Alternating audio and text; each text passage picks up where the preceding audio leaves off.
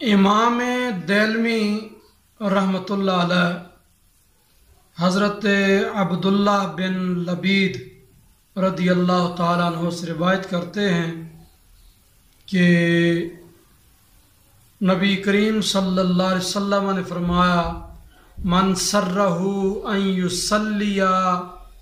فی روضۃ من ریاض الجنۃ فلیصلی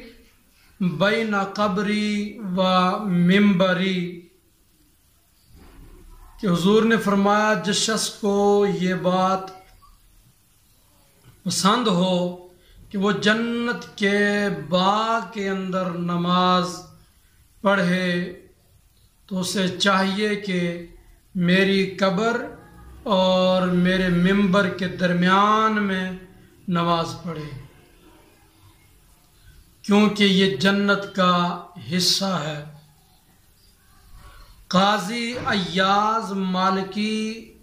رحمۃ اللہ علیہ فرماتے ہیں کہ نبی کریم صلی اللہ علیہ وسلم